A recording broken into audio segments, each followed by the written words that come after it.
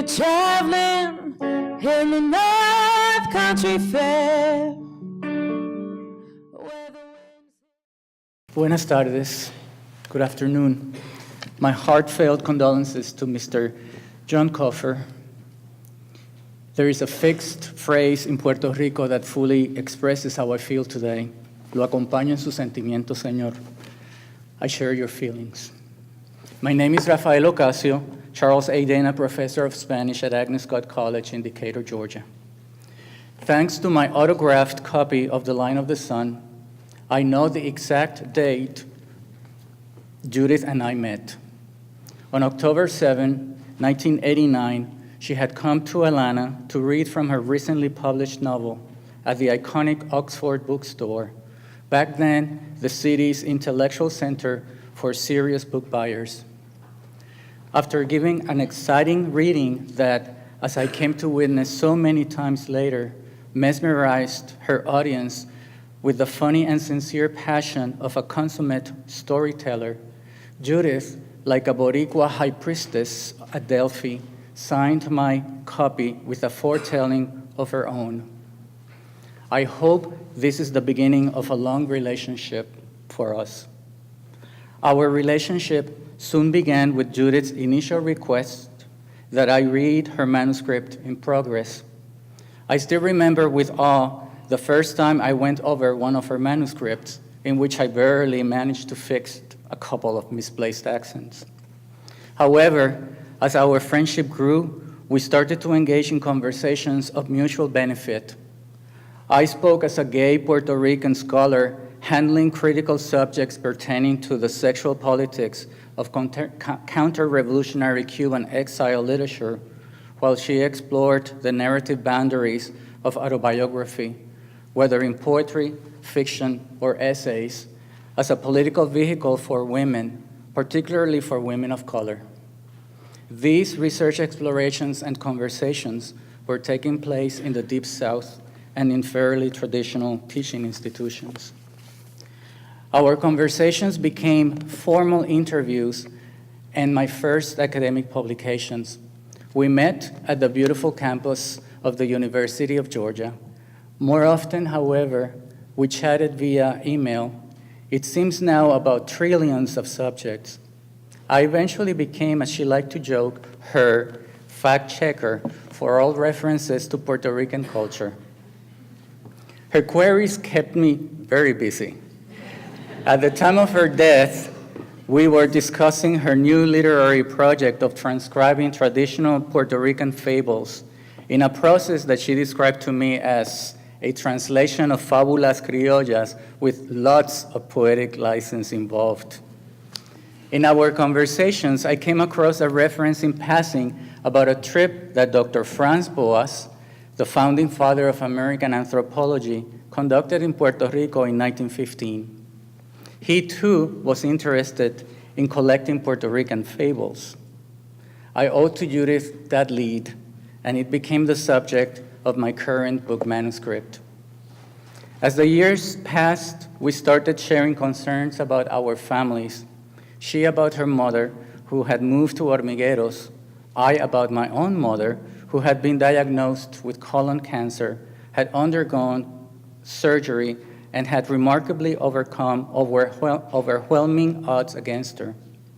Our mothers became our strongest personal connection, and our relationship became a source of countless advice pieces, often anecdotal jokes on how to deal with a Puerto Rican mother.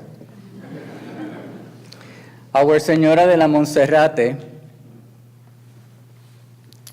Our Lady of Monserrate, Hormigueros' patron saint, a loving Black Madonna, was also a frequent subject of our conversations. You see, on the island, she's known as Muy Milagrosa, a miraculous divine mother who always looks kindly upon her suffering children. My last extended contact with Judith took place while reading and commenting on her manuscript, The Cruel Country, a memoir that documents how Judith bravely faced the duties of taking care of her mother in the week prior to her mother's death. Its content resonated with so many of our previous conversations about the healing power of literature. It is, above all, a loving ode that praises the influence not only of her own mother, but of all our mothers, for that matter, of all individuals, and it is with this praise that she leads her mother to her final resting place. Because of its complex nature, I read Judith's manuscript several times.